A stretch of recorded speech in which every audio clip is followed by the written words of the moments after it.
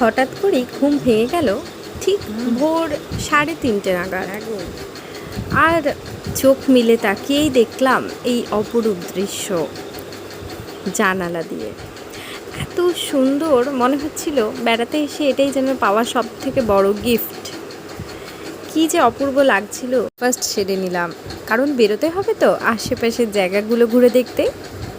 Hello hello বলে দাও। Hello, আমরা এখন ঘুরতে যাচ্ছি। বলো বলো।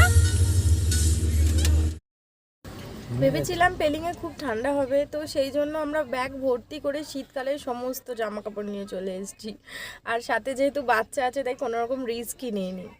কিন্তু এখন বুঝতে পারছি, বিশ্বাস করো বন্ধুরা, জাস্ট একটা হচ্ছে মানে এরকম টাইপের একটা হলটারনেট মানে গেঞ্জিগুলো হয় না, সোয়েটার টাইপ গেঞ্জি, ওরকম একটা পরেছি।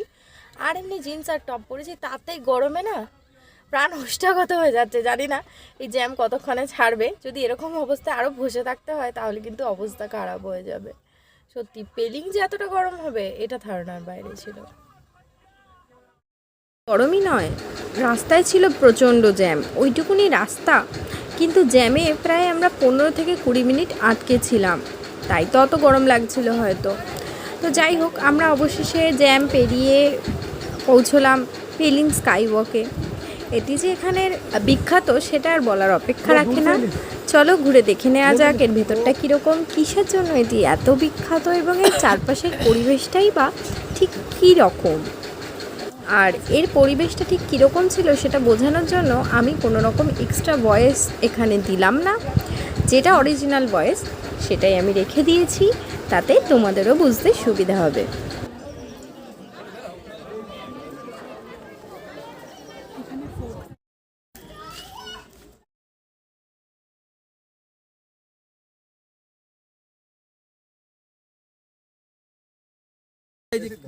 ডিফারেন্সেসটা, এসিতে পুরো ঠান্ডা লাগে। আমার বেবির মুখটা দেখি। বেবি সোনা, তোমার মুখটা দেখি। বেবির সময় খিদে পেয়ে গেছে অলরেডি। জল দাও। জল দিচ্ছি নেমে। খিদে পেয়েছে। ওয়াও, কি সুন্দর। নামার সময়টা দারুণ লাগছে। কাজ করছে, এটা বন্ধ হয়ে গেছিল বুঝলে। কি সুন্দর, কত সুন্দর সুন্দর ফুল।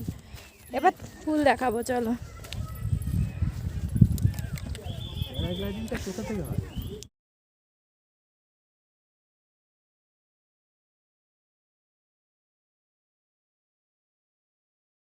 আমার চিরকালের প্রিয় জিনিস, তাই চারপাশে এত সুন্দর সুন্দর ফুলের গাছ দেখে আমি আর লোভ সংবরণ করতে পারলাম না। অনেক ফুলের ফটো তুলেছি, তার মধ্যে তোমাদের সাথেও কিছুটা শেয়ার করে নিলাম।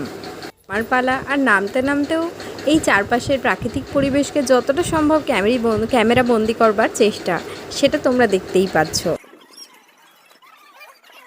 আমরা যে হোটেলে ছিলাম সেই হোটেলের স্টাফরা এতটাই ভালো ছিল যে আমার মেয়েকে তারা অসম্ভব ভালোবেসেছে, এবং তারই নমুনা তোমরা এই ফটোতে কিছু দেখতে পাবে।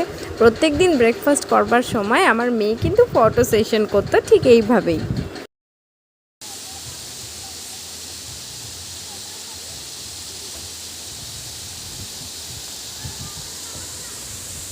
আমরা এগিয়ে চললাম আমাদের পরবর্তী গন্তব্যে, যেটি হলো Rimbik orange garden.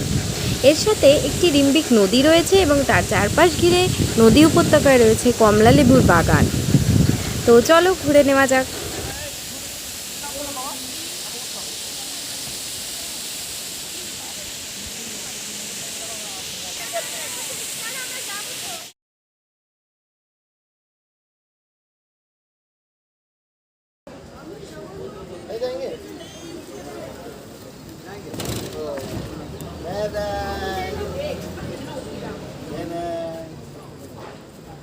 Bye bye.